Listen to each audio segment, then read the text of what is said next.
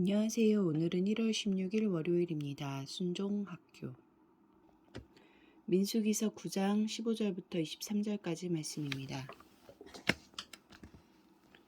성막을 세운 날에 구름이 성막 곧 증거의 성막을 덮었고 저녁이 되면 성막 위에 불 모양 같은 것이 나타나서 아침까지 이르렀을 때 항상 그러하여 낮에는 구름이 그것을 덮었고 밤이면 불 모양이 있었는데 구름이 성막에서 떠오르는 때에는 이스라엘 자손이 곧 행진하였고 구름이 머무는 곳에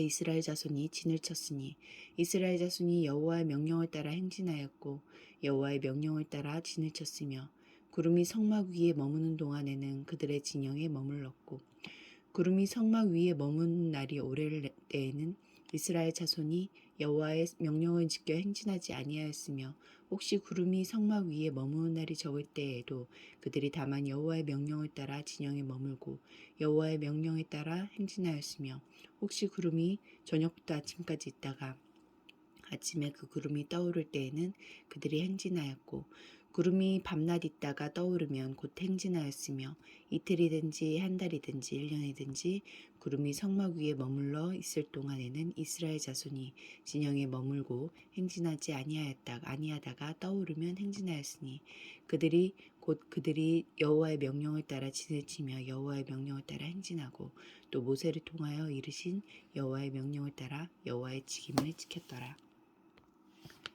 15절과 16절 말씀에서 하나님은 어떤 분입니까? 밤이나 낮이나 자기 백성과 함께 하십니다. 성막을 세운 날에 하나님의 임재를 상징하는 구름이 성막을 덮었습니다. 낮에는 물론이고 밤에도 구름은 불처럼 보이는 모양으로 성막을 떠나지 않았습니다. 하나님이 한시도 이스라엘을 떠나지 않으시고 그들과 함께 하시고 그들을 지키고 계셨던 것입니다. 이스라엘은 아무 자원도 없고 자기들을 지킬 성벽도 세울 수 없는 광야에 있었지만 하나님이 그들을 위한 충분한 자원과 위협을 막는 성벽이 되어주셨습니다. 내가 어디에 있든지 무엇을 하든지 하나님은 나의 보호자가 되셔서 내 곁에 머물고 계십니다. 17절부터 22절까지 말씀에서 하나님은 어떤 분입니까? 우리의 인생이라는 배를 운항하는 선장이십니다. 이스라엘은 하나님의 구름이 머무는 곳에 진을 쳐야 했으며 구름이 떠나면 이동해야 했습니다. 한 곳에 아무리 오래 머물렀어도 구름이 떠나지 않으면 이동해선 안 됐고 구름이 떠오른다면 어제 저녁에 진을 쳤어도 다시 출발해야 했습니다. 이스라엘의 광야 여정은 오로지 하나님이 결정하셨습니다. 이처럼 하나님은 우리 인생의 방향과 속도를 결정하십니다. 내 삶이 내가 뜻한 곳으로 내가 원하는 속도로 흘러가지 않을 때가 많습니다.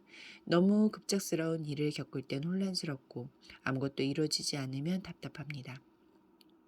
하지만 그런 내 인생도 사실 하나님이 방향을 잡으시고 가장 적절한 속도로 운행하고 계십니다. 설령 아무렇게나 표류하는 것 같아 보일지라도 하나님의 섭리 안에서 최적의 속도와 경로로 나아가고 있습니다.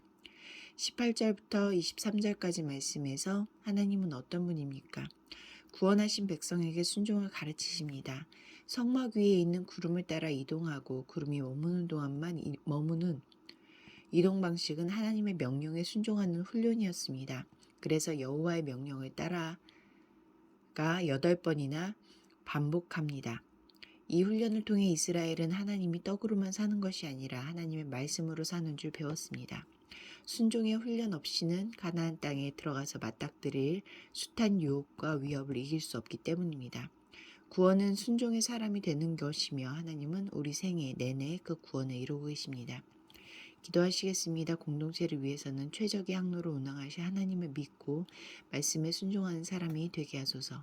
열방을 위해서는 베트남 응해 안성의 몽족 기독교인을 향한 정부의 탄압이 갈수록 심해지고 있다.